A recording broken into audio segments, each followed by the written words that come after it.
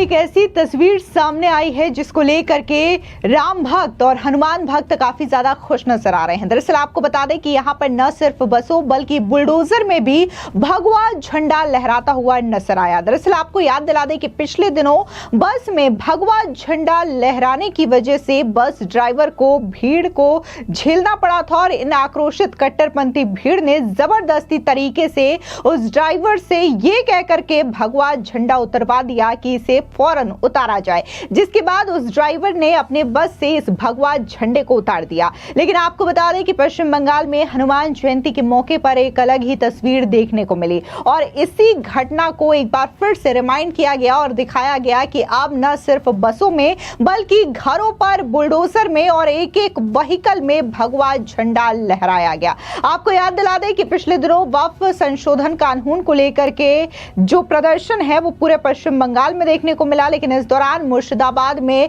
काफी ज्यादा हिंसक झड़प देखने को मिली। पूरा का पूरा जो मुर्शिदाबाद है वो दंगे की आग से दहल उठा था। इस बीच जिस तरीके से अब तस्वीरें सामने आ रही है, जाहिर तौर पर हनुमान भक्त खुशी से यहाँ पर भगवा झंडा लहरा रहे हैं और यहाँ पर उन्होंने भव्य तरीके से शोभा यात्रा निकाली जो न सिर्फ कट्टरपंथियों बल्कि ममता बनर्जी की भी टेंशन बढ़ा रहा है। दरअसल पश्चिम बंगाल में हनुमान जयंती के मौके पर खूब भगवा झंडा लहराया गया। ममता बनर्जी के बंगाल में आपकी तो बुलडोजर पर भी भगवा झंडा फहराया गया। कोलकाता में बीजेपी नेता और समर्थक गाड़ियों पर भगवा झंडा लहराते हुए नजर आए। कोलकाता के धर्मतता इलाके में वाहनों पर भगवा झंडे लगाते हुए बीजेपी प्रदेश अध्यक्ष और केंद्रीय मंत्री सुकांता मजूमदार भी दिखाई दिए। कुछ समर्थक जय श्री राम का नारा लगा रहे थे और गाड़ियों पर भगवा झंडा लगा रहे थे। बता दें कि बंगाल का यह नजारा तब आया जब रामनवमी पर बस से भगवा झंडा हटाने पर बवाल हुआ था। बीजेपी ने इसे धार्मिक भावनाओं पर अपमान बताते हुए हनुमान जयंती पर राज्यव्यापी प्रदर्शन की घोषणा की थी। उसी के तहत आज भगवा झंडा लेकर के बीजेपी वाले सड़क पर उतरे हैं। साफ तौर से जिस तरीके से वक्फ संशोधन कानून को लेकर के एक और जहां हिंसक झड़प देखने को मिली और पूरा का पूरा मुर्शिदाबाद और वहां पर जो वाहन थे या फिर दुकान थे उसको पूरी तरीके से आग के हवाले कर दिया जाता है, वहां पर सामान लूटे जाते हैं। लेकिन वहीं दूसरी ओर देखने को मिलता है कि कैसे हनुमान जयंती के मौके पर हिंदू सड़क पर उतरते हैं और बड़े ही शांतिपूर्ण तरीके से भगवान हनुमान को लेकर के वो ये शोभा यात्रा निकालते हैं और जय श्री राम का उद्घोष करते हैं। इस बीच आपको बता दें कि ममता सरकार का जो रवैया रहा है एक खास समुदाय को लेकर के, खास वर्ग को लेकर के, उसकी आलोचना जम करके लोग कर रहे हैं। इस बीच आपको बता दें कि कोलकाता में बीजेपी के नेता इंद्रनील खान ने भी ममता बनर्जी को लेकर के जोरदार तरीके से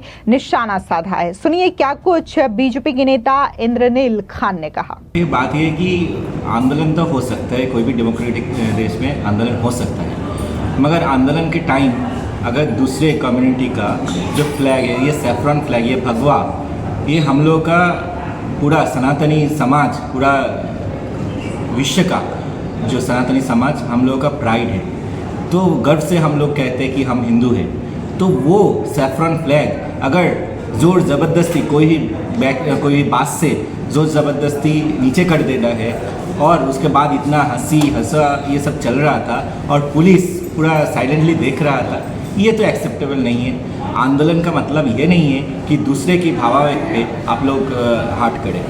लेकिन ममता बनर्जी इतना करप्शन किया है उनका सरकार ने, सब तरह की करप्शन जो हो सकते हैं, नौकरी चोरी किया है, बाली चोरी किया है, वो लोगों का जो राशन जो केंद्रीय सरकार देते हैं, राशन का चाल डाल, ये सब भी चोरी कर लिया है। अभी सरकार को मुंह दिखाने का कुछ है नहीं, तो वो लोग मगर सरकार में रहना चाहते हैं कि क्योंकि सरकार में नहीं रहेगा तो तृणमूल कांग्रेस कैसे चोरी करेगा और पुलिस उसको चोर लोगों को प्रोटेक्शन कैसे देगा।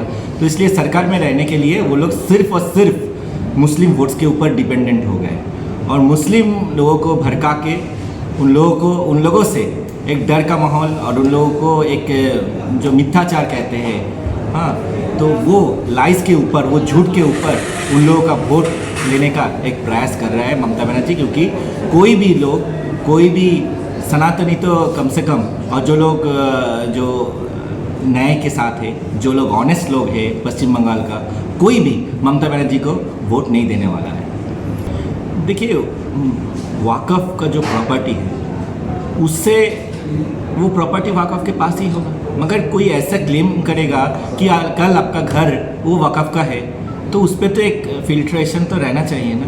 नहीं तो कल आपका घर से कोई निकल देगा, बोलेगा ये तो वक़फ़ का संपत्ति है। तो देश का हर नागरिक का सुरक्षा देना ये देश का सरकार का कर्तव्य है। आज भाजपा ने ये किया, मगर ये काम कांग्रेस को करना चाहिए था।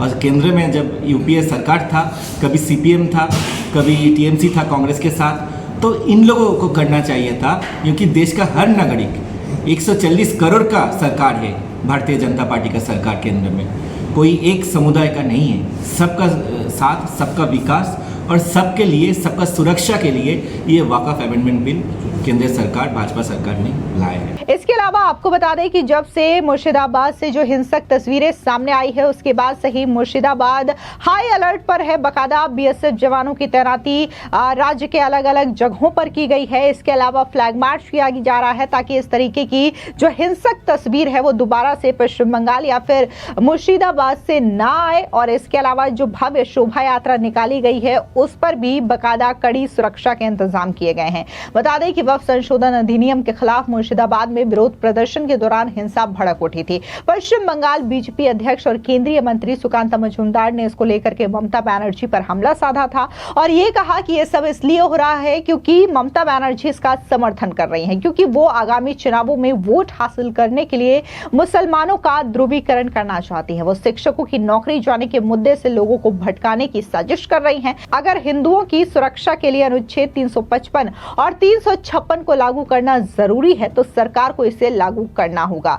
वो केंद्रीय गृह मंत्री अमित शाह लगातार बंगाल के नेताओं के संपर्क में हैं और वो पश्चिम बंगाल के हिंदुओं की रक्षा के लिए दृढ़ भी है। दरअसल आपको बता दें कि जिस तरीके से पश्चिम बंगाल में ये हिंसा भड़की है, इसको लेकर के बीजेपी ममता बनर्जी पर दोष लगा रही है और सीधे तौर पर बीजेपी का ये कहना है कि जिस हिसाब से ममता बनर्जी तुष्टीकरण की राजनीति करती हैं और एक खास समुदाय के लोगों का ध्यान रखती है, इसकी वजह से हिंदुओं को प्रताड़ित होना पड़ रहा है। और आज जो हिंसक तस्वीरें मुर्शिदाबाद से सामने आई है उसके लिए कोई और नहीं बल्कि खुद ममता बनर्जी जिम्मेदार है, क्योंकि उन्होंने राज्य को ठीक से नहीं संभाला है। वो बस एक वर्ग के लोगों के हित के बारे में सोचती हैं, जिसकी वजह से ये तस्वीरें सामने आ रही है और हिंदुओं को प्रताड़ित होना पड़ रहा है। वहीं आपको याद दिला दें कि वक्फ संशोधन कानून को लेकर के साफ तौर से ममता बनर्जी ने पिछले दिनों ये कहा था कि वो किसी भी सूरत में पश्चिम बंगाल में इस कानून को लागू नहीं होने देंगी। इसके अलावा जो ममता सरकार में मंत्री हैं सिद्दीकुल्ला चौधरी, उन्होंने भी बकायदा एक संबोधन दिया था और उन्होंने कहा था कि ये चाहते हैं कि हम यहाँ पर ट्रैफिक जाम करें तो हम ट्रैफिक जाम कर सकते हैं। 50 जगहों पर हमारे 10-10 हजार लोग बैठेंगे और पूरा का पूरा कोलकाता ठप हो जाएगा। तो इस तरीके की धमकी भरे लहजे में ममता बनर्जी के जो मंत्री हैं वो बयानबाजी कर रहे हैं और जाहिर तौर पर जो पश्चिम बंगाल से तस्वीरें आ रही है उग्र भीड़ की, कट्टरपंथी भीड़ किस तरीके से जबरदस्ती लोगों पर हमला करते हैं, झंडा उतरवाते हैं, तो ये तमाम चीजें बता रही हैं कि कैसे पश्चिम बंगाल में ममता बनर्जी की होने के बावजूद, उनके प्रशासन के होने के बावजूद वहां पर लोगों को कितना ज्यादा प्रताड़ित किया जा रहा है। फिलहाल इस खबर पर आपकी क्या राय है, कमेंट सेक्शन में जरूर बताएं। धन्यवाद।